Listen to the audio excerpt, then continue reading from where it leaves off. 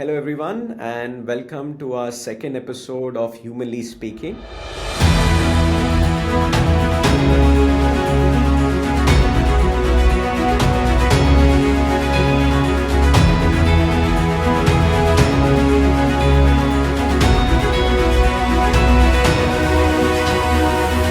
Podcast where we keep the things smart, human, and a little bit unpredictable. Our podcast today is named as Leadership Rooted in Strategy and Scholarship. I'm your host, Kuljeet Chadda, who is a part time podcast host and a full time learning nerd. I'm extremely passionate and a firm believer that leadership is not about title, it's more about people. And today I'm extremely excited to be talking to someone who's worn many hats. And what's truly impressive is he's aced all of them. What's interesting about him is he's a techie who turned into a marketeer and is now a business leader. He's also an academician, and possibly he's also a superhero in his spare time. So I'm very, very thrilled to welcome Dr. Dev Narayan Sarkar. Dr. Dev, welcome. Thank you. It's a proud moment to be speaking to you and looking forward to this awesome conversation. Same here, Dr. Dev. A little bit for our audience, Dr. Dev is a senior vice president and head of consumer business at Godrej. He's held multiple leadership roles with some of the marquee logos like Coca-Cola, Nokia, PepsiCo, and now Godrej. One very interesting thing about Dr. Dev is he has 50 research papers published in his name. And he's also a visiting faculty in XLRA and multiple other B schools. I believe that I'm very well planned with my calendar, but just looking at what all Dev does, he's giving me a little bit complex. Today, why this conversation is very, very important is Dr. Dev comes with a unique combination of boardroom wisdom with classroom clarity. And today's world is all about transformation. And I think he brings a unique combination of strategy, scholarship, and people first thinking. That's what we need today. So without any further ado, let's start all the way from the beginning. Your career started as a systems engineer in Wipro. And then you took a sharp left turn and decided to be a marketeer in Coca-Cola. And then you got into a sales role. What I want to understand is what were you chasing? And just standing today when you reflect back on your decisions and the experiences that you've had, tell us a little bit about what did you learn from it about leadership and managing people, Dr. Dev. Yeah, so all these sharp turns in my career, they are actually quite planned. And I would say, as Steve Jobs would say, connecting the dots, we can only connect the dots much, much later. And I remember once I'm on the academic advisory board on XLRI Jamshedpur, so I take some classes there sometimes. So once I was there to take a physical class, and I asked the students, who wants to be an CHR? Who wants to be a marketing head? Who wants to be a sales head? And people had their preferences, they raised their hands, etc. And at the very end, I said, who wants to be a CEO? So at that, almost everyone raised their hands. And I said, if you want to be a CHRO and marketing head, etc., remember a CEO has to be a jack of all trades, maybe a master in some, but definitely a jack of all trades and has to understand everything. So a business head is exactly that, and he has to learn by others' experiences and by rotating through jobs. A person cannot hope to be in one kind of a role and then suddenly become a business head at one point of time, as some people expect. So my lesson was always that keep rotating across roles. And I can connect the dots. Today, that systems engineer role, which from there to the business management role, may have been a left turn, but today when I am implementing all these IT systems in my own organization, and I have been doing that for the last 14, 15 years, I realized that I have no fear of technology because I understand that inherently.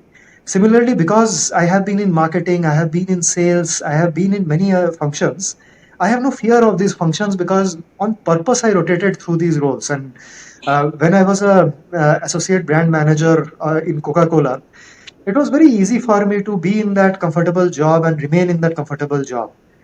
Believe me, when I went and requested my bosses and leaders that put me in sales, and the first sales role was an area sales manager after being a brand manager, because they said that we can't make you a sales manager, my friend. You have never been even an area sales manager, so you have to start at area sales manager. That was a big punt to take. But I believed, and a lot of my leaders at that time helped me understand that it is often helpful. People have to learn through experiences. And during my school days, one of my Jesuit superiors, I studied in St. Xavier's, Bokaro Steel, told me a very nice, small, short, crisp story that there was this monk who, along with his student, visited a mountaintop village. And in that mountaintop village, people used to just churn out handicraft and then load everything on an old mare, uh, take those down on a hilly track down to the village, to the town nearby, exchange that for basic necessities, and that's how life was going on. That monk and his disciple got a very good welcome in that village. After 7 days, the monk told his disciple, "We will steal that mare and we will sell it off in the nearby town." And the disciple did not ask anything, it was his master. But after the disciple passed out and became a monk himself after a couple of years, went and asked the monk, that villagers of that village treated us so well. Why did we actually take away their mare from them, which was basically their livelihood, kind of? And the monk replied, "Go now and see the village." And when he went and saw the village, saw a motorable road leading to the village had transformed, because sometimes a support has to be taken away for a person to thrive and blossom. So I kept taking away my support and my comfort zones wherever I got into one. So when I got into a comfort zone in marketing, I went into sales. When I got into comfort zone and I was a Krakow God software engineer, absolutely gold medalist in brightest technology and all. But I took away that support. I said, let me start something new. Similarly, when I got comfortable with one region, I said, transfer me to another region. So I have aggressively done that across my career. Having worked in MNCs throughout, I said, let me work in a professional Indian organization and try to transform that. So that has always been a baseline in my career. I do not let myself get too comfortable. Change of roles is something which is necessary for teaching people. So that is what is the biggest lesson I can leave to everyone. It's so good to hear that, Dr. Dev, and I kind of resonate with two or three things you said. The first thing is, whenever you feel life is getting very comfortable, it's the right time to take a sharp left turn. Yes. I think it's important to take calculated risk in life. That's Yes. also extremely important. Yes. And I think the final outcome of that is what you said, that's how you become jack of all trades, I think that's very, very important. Thank you so much, just walking us through your career, Dr. Dev. Let's shift a little bit gear, Dr. Dev. You are someone who's shaping business and transformation at Godrej. Can you walk us through, what do you see as the biggest shift coming, specifically on transformation and growing business? And tell us about one risky bet that you've taken in a transformation project. It could be around people, processes, and tech.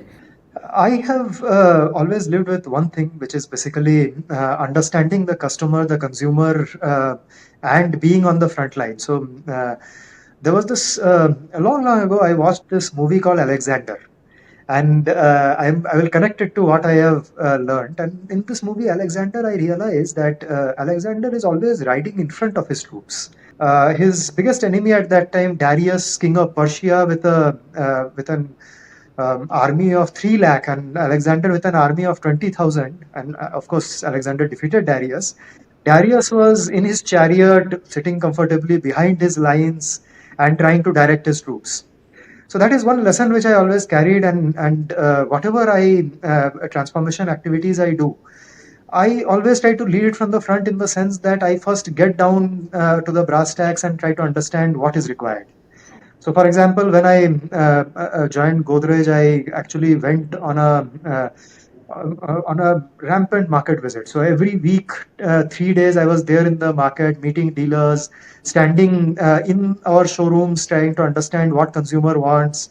And that is where I realized that there are these product gaps which we have. There are this technology gaps which we have. People want to visualize their furniture in their homes. So a lot of these basically 8 9 things, and all the education which I had received during my IT education and then my software engineering came flashing back to me because I connected the dots and said this is where I can use tech more than in FMCG or in any of my previous companies. I can use tech to integrate the customer experience. Went ahead and started on kind of a buying spree on tech. First, I identified the problem, and then what is necessary to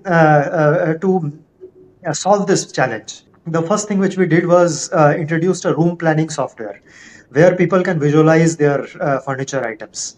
Second, configuration software where they can configure, because we have flexible manufacturing systems and we can actually make highly customized modular furniture, everything from customized kitchens to which are modular, to modular sofas, beds, dining tables. And we proudly say today, apart from floor and roof, your house is your identity. You decide what colors to use, what materials to use, and what kind of customization to use. So that was possible using a lot of customization, a lot of software technology. People with more than 2 lakh SKUs, people get highly confused. So we started using artificial intelligence, AI, on product discovery applications. We started using a marketing cloud to integrate our customer lifetime value. And all of these things have happened in the last couple of years. So after I joined here, started transforming, and I joined only 2.5 years ago, but transformed the journey of Godrej Interior using a lot of tech integration, because this is something, and we could leapfrog a lot of steps, because today we can use systems and processes which are proven by somebody else. So copying good things is also something which is nice in terms of technology, because somebody or the other is already using technology for that. So all of those things have been used, uh, which basically can improve our experiences everywhere. So entire end-to-end experience of a customer has been improved. So today, as soon as a customer calls us up, we'll receive a WhatsApp providing us some product details, not and providing details of whom the person can call, which is the nearest showroom, etc. Because Godrej is a fairly old organization, we have thousands of showrooms, physical showrooms, as well as we transformed our e-commerce, entire our own brand.com e-commerce website with entire new philosophy, so that we can use an omni-channel presence. So today, I'm proud to say that all this tech integration is helping us achieve what we wanted to achieve, reaching more than 17,000 pin codes, and we have just 19,100 pin codes in India. So we are reaching everywhere using our distribution muscle. So all these things has helped. So fundamentally, the dots get connected somewhere. So all the knowledge of tech, marketing, sales, everything helps. Even the marketing campaigns are being transformed today. So things connect, and we need to learn from others. We cannot reinvent the wheel every time. So learning from others is also very, very important in our kind of scenario. Dr. Dev, clearly, the way you talk, you're so passionate. And what I like is, you have the consumer first thinking. Everything that you were saying is being on the ground, being in the front, understanding your consumer, and, just using technology as an enabler to solve the customer's problem. And, when you were talking about the Alexander story, one thing was reflecting in my mind. I recently saw this documentary film about Alexander. It covers a lot of things you said, but one thing that stayed back with me is, he dies very early, at a very early age. And when he Mhm. dies, he says in his coffin that keep my hands open, because, I captured a lot of things in the life, but I'm going empty-handed from the world. That was quite interesting. Sorry, I'm getting a little bit philosophical, but yeah, that stayed with me. Very true, very true. Dr. Dev, a lot of our listeners are business leaders, founders, and CXOs. And one question they keep asking, okay, what do I do next? There are two questions I have for you. One is, what is one habit or a leadership ritual that you swear by, which is very, very important to you, that you try to, mentor to some of people who report to you.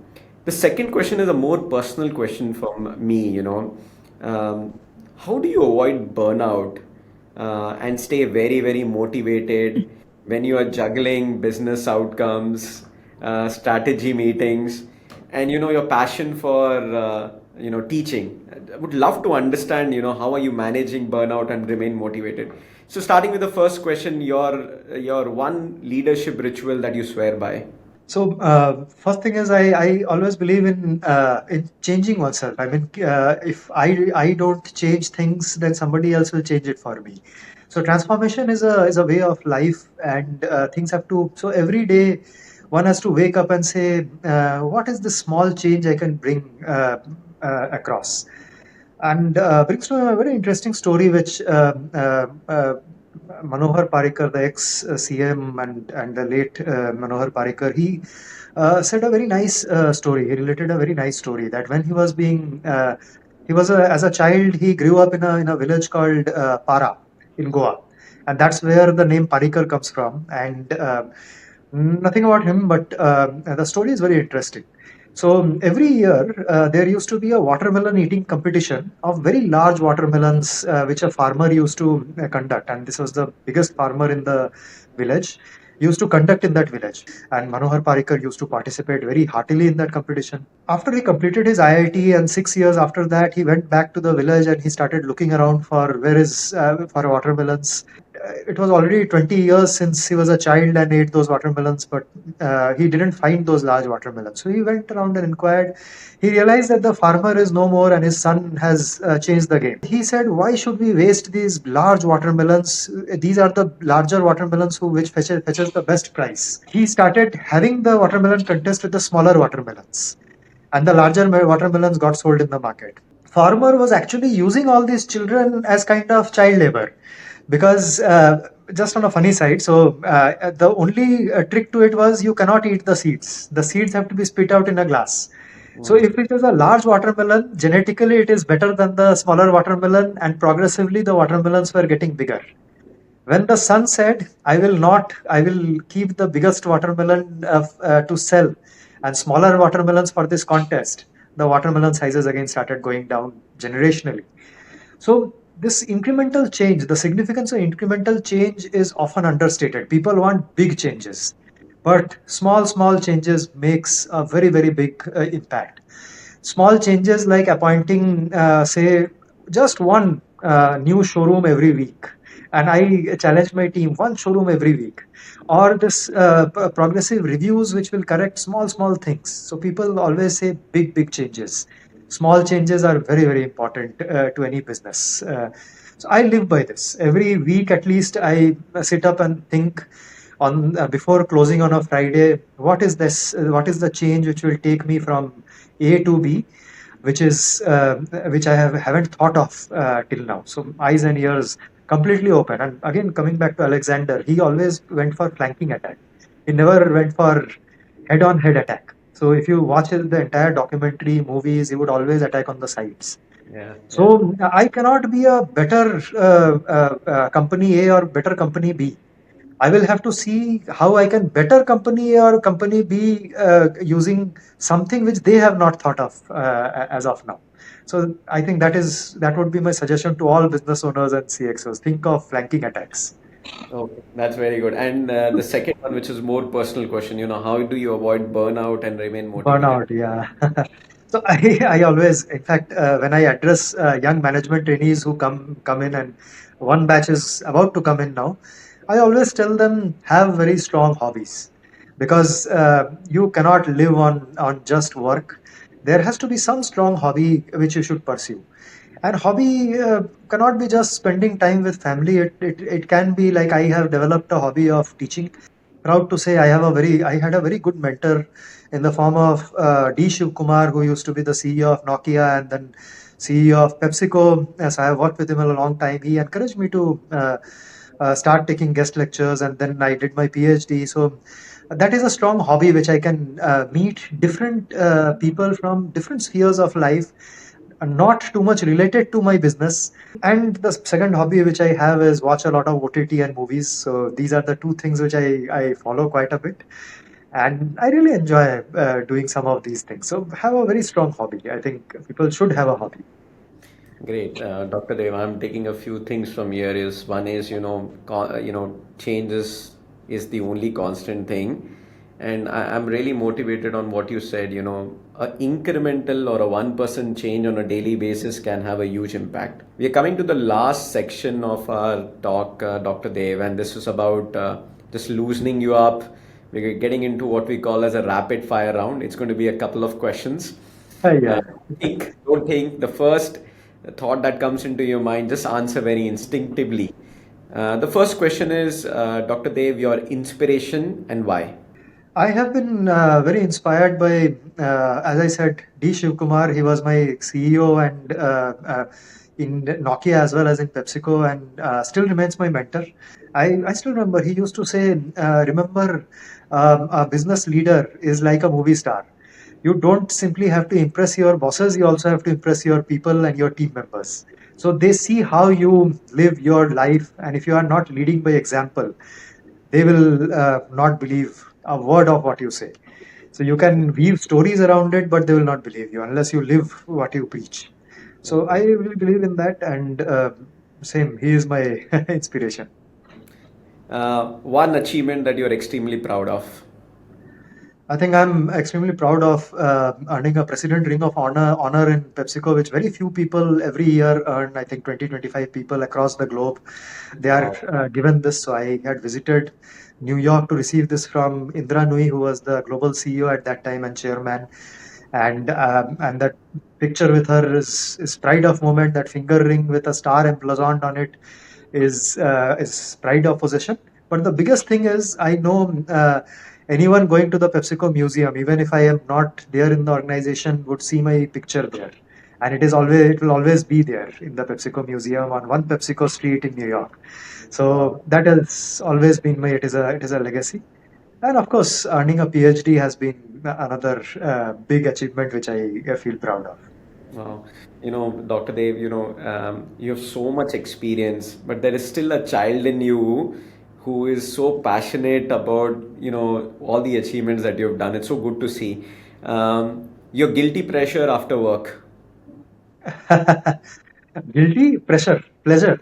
Pleasure. Sorry if I said Pleasure, pleasure. guilty pleasure after work is always watching movies on OTT. So any genre, anything, be it Hollywood, Bollywood, action, mystery, adventure, any genre is okay. Just I'm scared of horror movies, but other than that, I'm very happy. So that is my guilty pleasure. Every day, at least half an hour is spent watching some movie. So the entire day is spent in anticipation of what happened next in that mystery thrillers, because mystery thrillers are gripping. So one mystery thriller and an audiobook which lasts some 10 hours can last me some 15 days approximately. So that is what keeps me going. Nice. Last question. If you were not in corporate leadership role and you cannot answer movie actor, what would they be doing? I would definitely have been a teacher and a professor, because that is what. And I feel that if I was not born in India, where there is always this pressure on doctor banoge ya engineer banoge, and what will you do? Where will you get your next lakh from?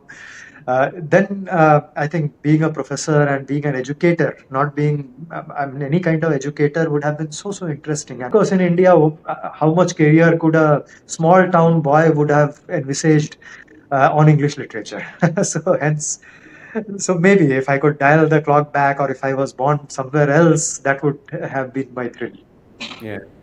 Dr. Dev, I should say thank you so much. I just love this conversation. You've been absolutely brilliant. You've been very humble, very childlike, and you've been extremely insightful. We covered a lot today, being planned about your career, taking risk, talking about technology, talking about strategy, but more importantly is your stories. That's one thing I take away. So thank you so much for your time, Dr. Dev, and to all our subscribers. I hope you enjoyed this conversations. You learned something new from here. If you did, go ahead and brag to your colleagues, your friends, your family, and do subscribe to this channel. If you are interested in more leadership insight, a lot of this material is also available on disperse.ai. So here's we concluding on another episode of Humanly Speaking, where we are always learning and sharing. Until next time, stay curious and more importantly, keep it human. Thank you so much.